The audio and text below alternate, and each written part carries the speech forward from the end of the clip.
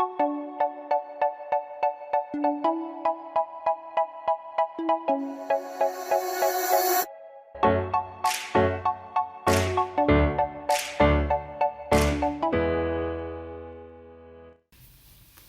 aí, galerinha, tudo bem?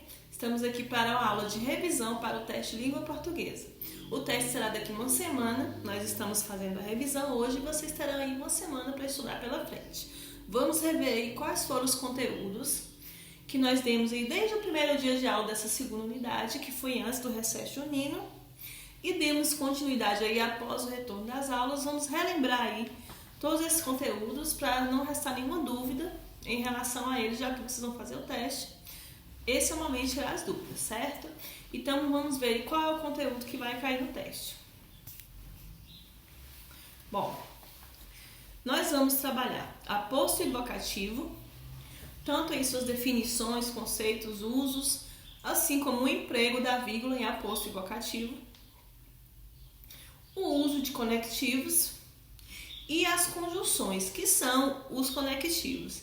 Então, vocês perceberam aí que um assunto está relacionado ao anterior. São assuntos aí que estão interligados. Então, é interessante a gente rever um após o outro e perceber qual é a relação que eles têm, certo? Bom, primeiro, aposto.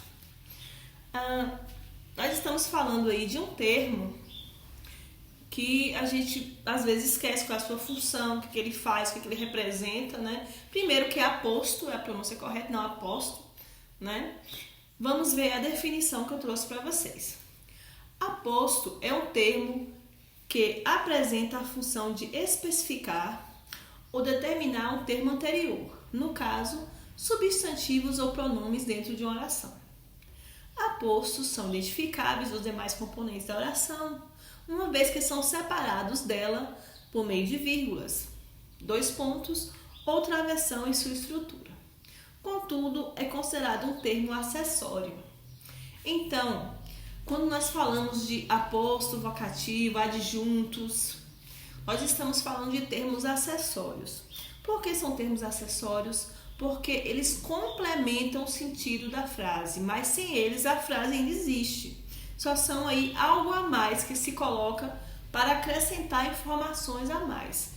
Mas diferentemente do sujeito, do predicado, por exemplo, que são termos essenciais, o aposto ele se encontra aí classificado como termo acessório, certo? Então, a gente pode dizer que o aposto é uma explicação no meio da frase, né? Seja do que for que esteja se afirmando naquela frase, abre-se aí um espaço, abre-se uma parte aí na frase para explicar do que estava se falando. Esta parte aí é o chamado aposto. Vamos perceber quais são os tipos de aposto, né? Eles são classificados conforme a sua intenção, a sua função.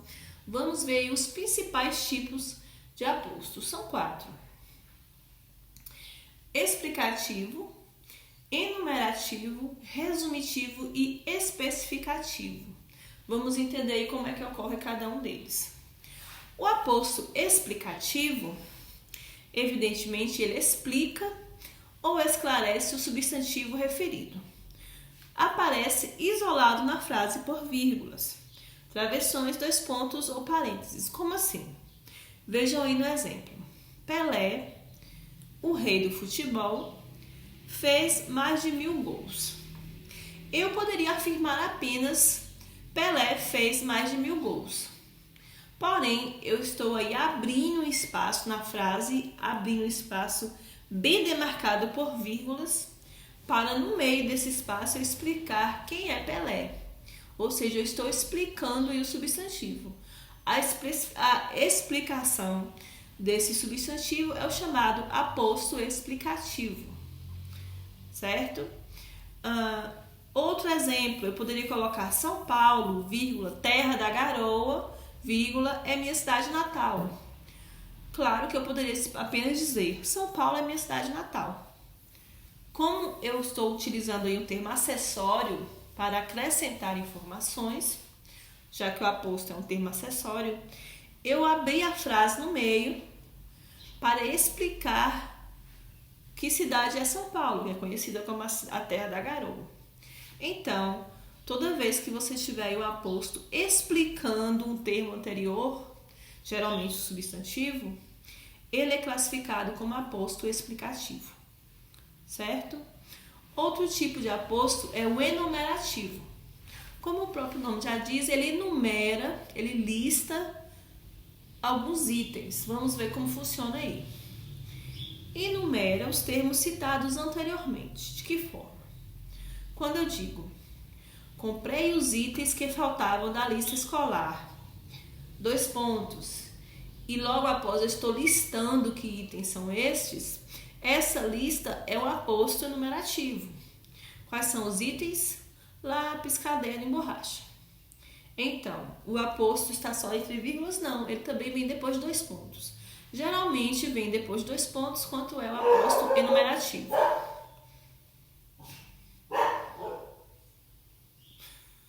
Cachorro maldito. Aposto resumitivo. Como o próprio nome já diz, ele tem a função de resumir em um substantivo ou pronome substantivado os termos citados anteriormente. Como assim? Quando eu digo, comprei bolsas, sapatos e roupas, tudo em promoção. O aposto aí é a palavra tudo. Porque eu resumi bolsa, sapato, etc., acessórios, resumi tudo que eu comprei em uma palavra só, tudo. Ou seja, aposto resumitivo. Eu posso colocar assim, o faxineiro, o porteiro, o servente, o zelador, os funcionários do hotel entraram em greve. Quando eu falo os funcionários, eu estou aí resumindo todas as palavras anteriores em uma só. Aposto resumitivo, certo? Outro tipo, um dos principais tipos de aposto, já que são mais do que 4, esses só são os principais. O quarto aposto é o aposto especificativo.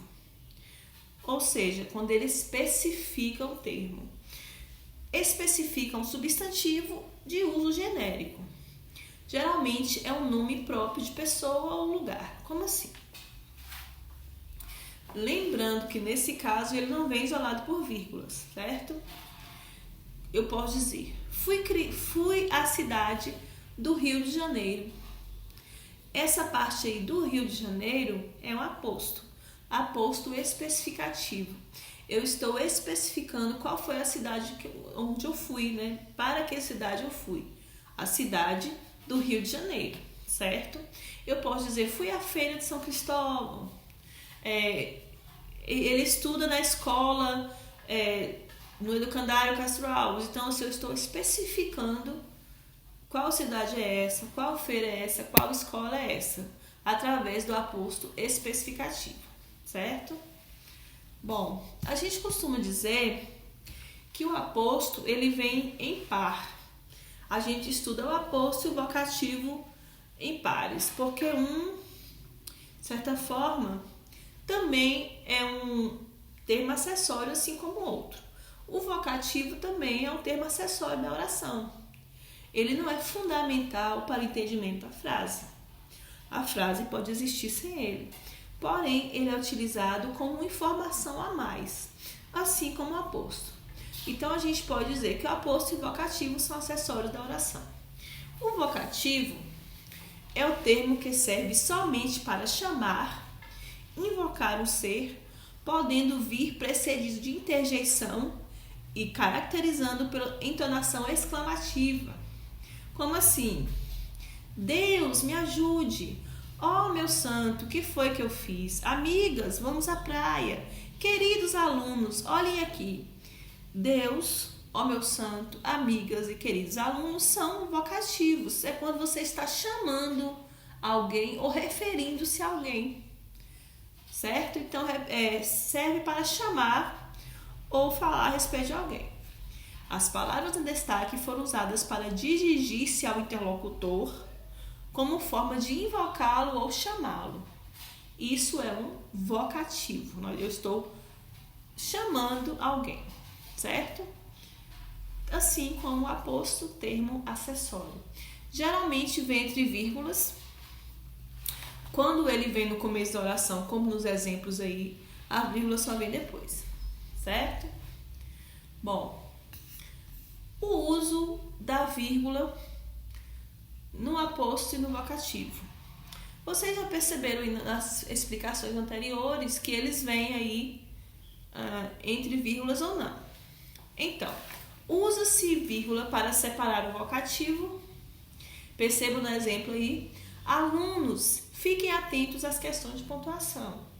Eu coloquei o vocativo alunos, vírgula, e aí o restante da frase.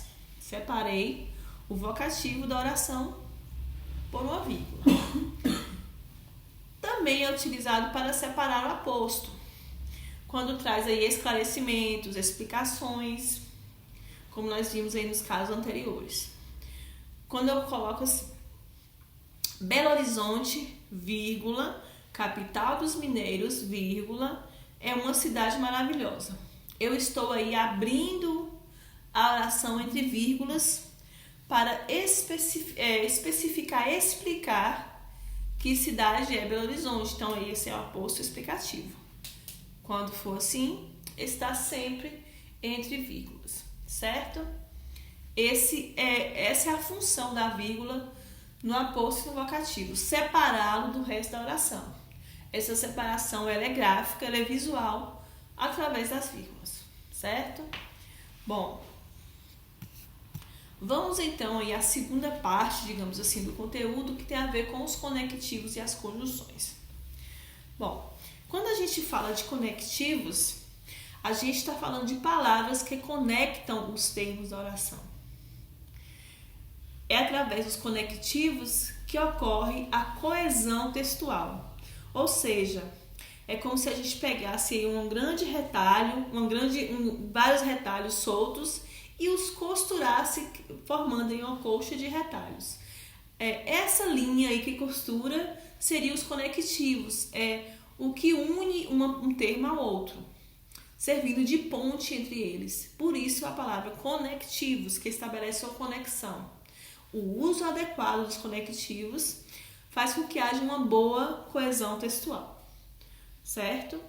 Aí a gente pode então definir que os conectivos são palavras ou expressões que unem ideias em frases, orações, períodos e ou parágrafos, ok? Bom, os conectivos, eles trazem em si algumas ideias específicas, algumas intenções específicas. Vamos ver aqui na tabela quais são elas.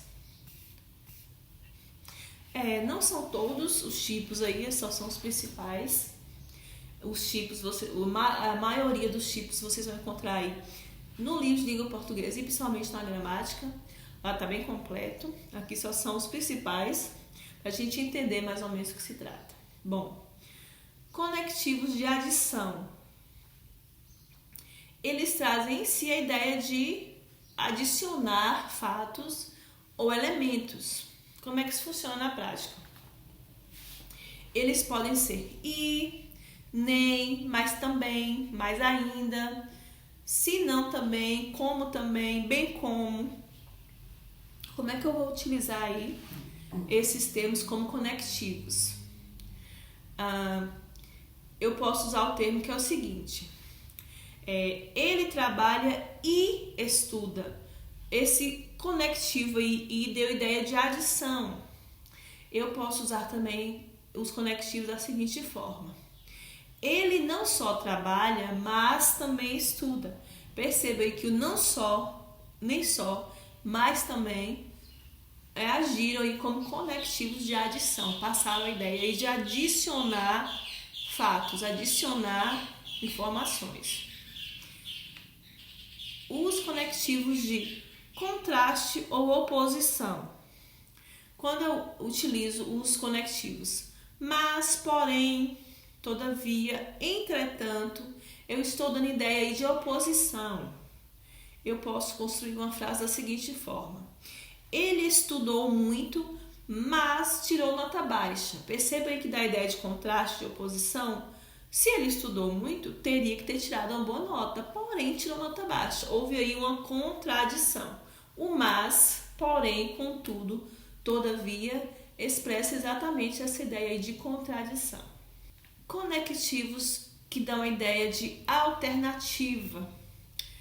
Quais são os principais? Ou isso, ou aquilo, ora, já, quer. Como assim?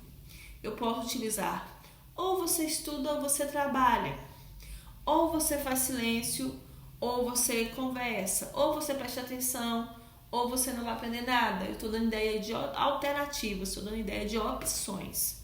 Para isso, usamos conectivos de alternância, né, de alternativa. Conclusão.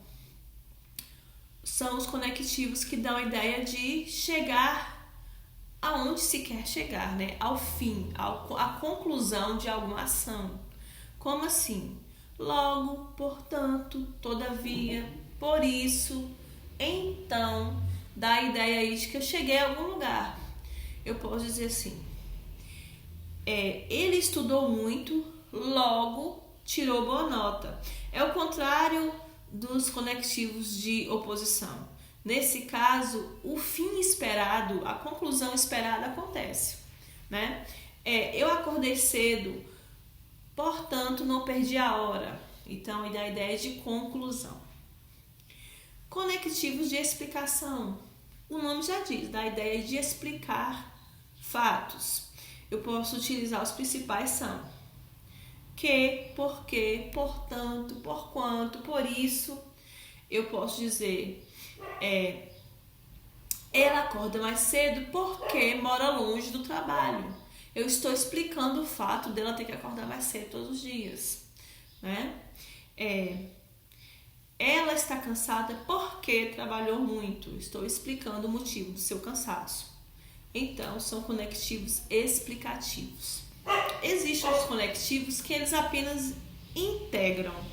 Eles não têm uma função específica, eles são apenas integrantes.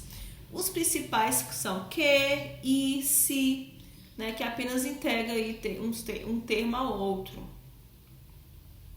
Ele disse que sairia mais cedo e por aí vai. São termos conectivos integrantes. Eu tenho também os conectivos de causa, que trazem a ideia da causa do fato, né? O que causou aquilo, o que fez com que aquilo acontecesse. São porque, pois, portanto, todos esses aí são muito parecidos com a explicação, mas dá a ideia de causa. Ele caiu porque estava correndo. Então, qual foi a causa da queda? Está correndo. E por aí vai. Nós temos eles conectivos que trazem oposição entre fatos. São eles embora, conquanto, ainda que, mesmo que. Eu posso dizer assim, ainda que ele se esforce muito, não consegue chegar cedo, está sempre atrasado. Eu estou aí fazendo oposição entre fatos. Acorda cedo, mas está sempre atrasado. Da ideia de oposição, certo? Comparação. São conectivos que trazem ideias de comparação mesmo, comparando fatos, ou situações ou até pessoas. Como assim? Quais são os principais? Como, tal qual, tão quanto, assim como. Ele é tão estudioso como o seu irmão. Estou comparando. São conectivos comparativos, certo? Conectivos que dão ideia de condição ou de hipótese. Se é o principal deles. Se, caso, desde que, ou seja, eu estou impondo condições. Se você se esforçar, pode chegar lá. Qual é a condição para você chegar lá? Esforçar-se. Então, eu estou impondo condições, da ideia de condição. Somente se você prestar atenção, vai entender o assunto. É a condição para você entender o assunto. Prestar atenção. Então, são condicionais, certo? Conformidade tem a ver com estar de acordo com alguém, alguma coisa, algum fato. Quando eu digo assim, assim como falou, fulano é tal coisa. Assim como o seu pai, você também se esforça muito. Eu estou colocando a ideia de conformidade, de estar de acordo com. Geralmente a gente utiliza isso para falar sobre pessoas, relações entre pessoas, certo? Outros conectivos de consequência, que, de sorte que, tão, tanto, tal, de modo que, aí a finalidade, né? Qual o fim disso? Onde eu quero chegar com isso? Ele se esforçou tanto, de modo que conseguiu passar de ano, da ideia de finalidade. Qual foi a finalidade do seu esforço? Passar de ano. Proporcionalidade. É a mesma ideia de proporção da matemática, né? Coisas que são proporcionais, que vão acontecendo juntas. Por exemplo, a proporção que, à medida que você presta atenção, suas notas melhoram. Quanto mais você presta atenção, mais suas notas melhoram. Dá uma ideia aí de tempo mesmo, né? Quando, enquanto, logo que, mal, sempre que, assim que. Ou seja, eu posso dizer, assim que ela chegar, nós sairemos.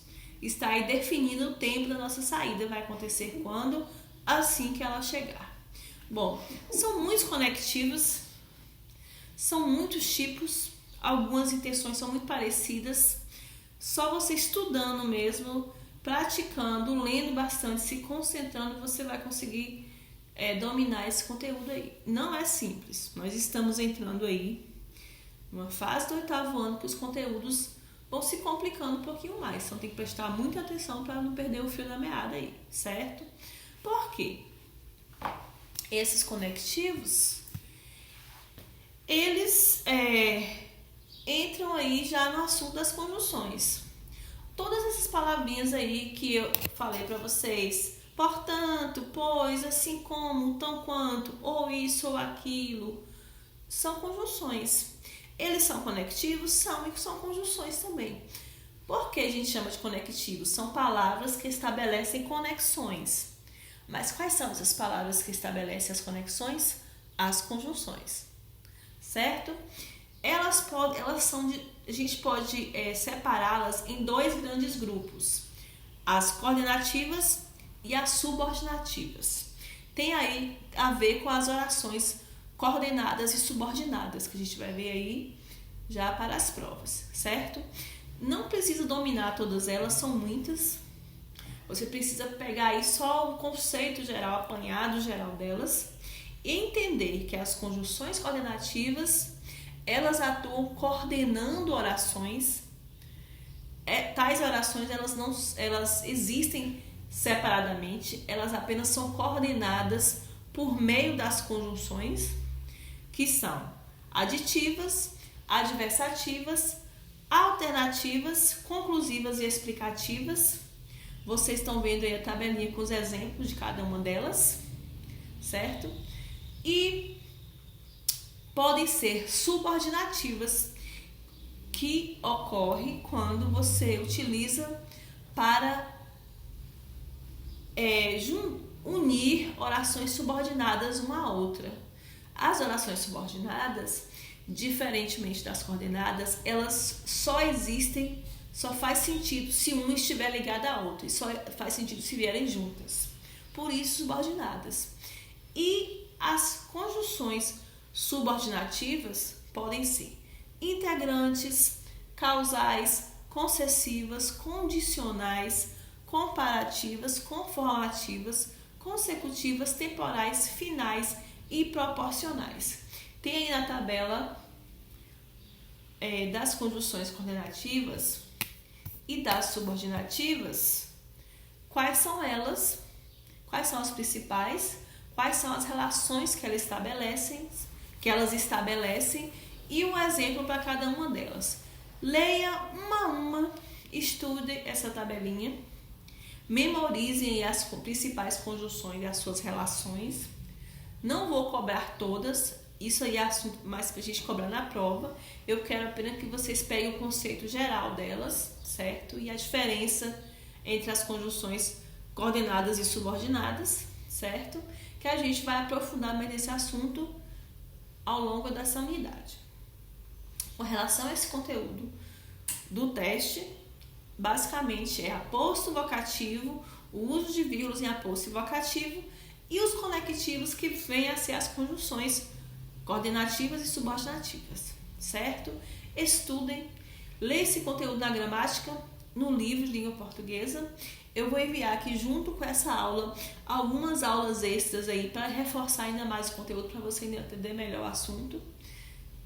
Além disso, um exercício de revisão.